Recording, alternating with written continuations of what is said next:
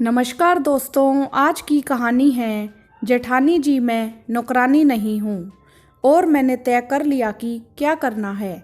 सुजाता ने रात भर सोचते सोचते आखिरकार तय ही कर लिया कि अब वह अपनी जेठानी के उल्हाने नहीं सुनेगी। बिना गलती के वह उसे इतना कुछ सुना जाती है, अब वह ज़्यादा बर्दाश्त नहीं करेगी। वह तो ज़रूरत में भी घर के काम नहीं करती, तो मैं क्यों उनके लिए इतना करूं। दरअसल सुजाता की जेठानी रुचि हमेशा सुजाता को नीचा दिखाने की कोशिश में लगी रहती। सुजाता का मायका रुचि के मायके की तरह पैसे वाला नहीं था, इसीलिए सुजाता का पक्ष कोई नहीं लेता था। हर कोई रुचि से डरता था। सुजाता का पति अगर किसी दिन रुचि से सुजाता के लिए कुछ कह भी देता तो उस दिन पूरा दिन घर में कलेश रहता।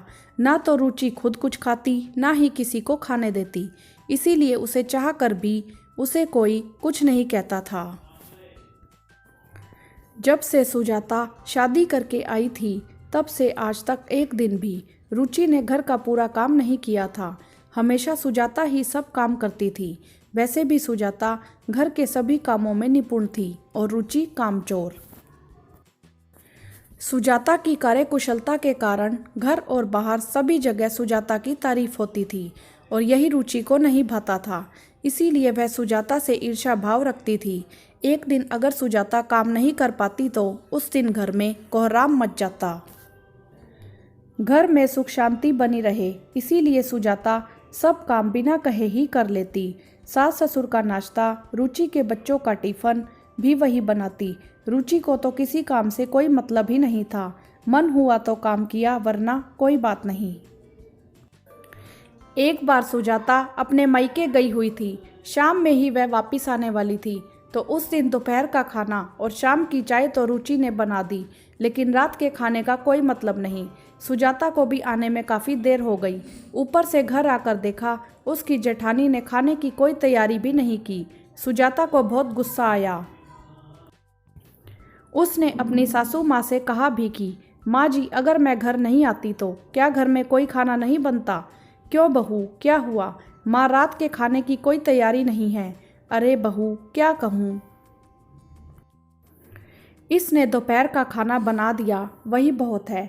बहू तू ही बना ले, वरना फिर कलेश करेगी।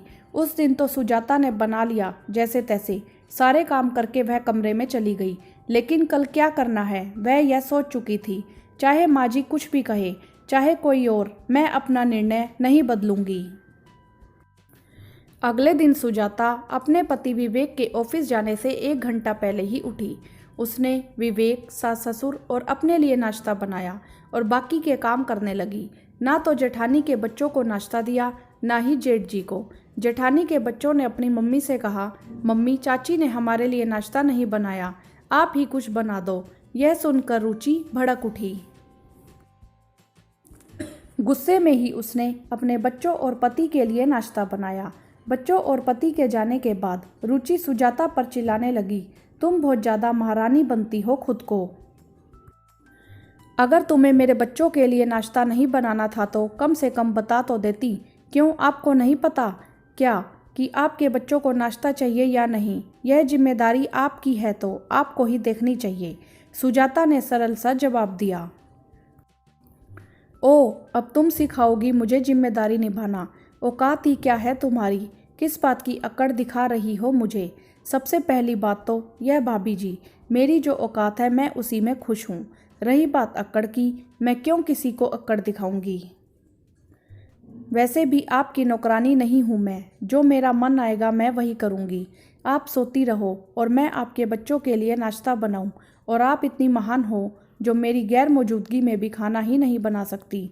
गुस्से में सुजाता ने सब कुछ कह दिया। अच्छा, तो मैडम जी को रात का गुस्सा है, रुचि ने कहा। आप कुछ भी समझो, कहकर सुजाता अपने काम में लग गई।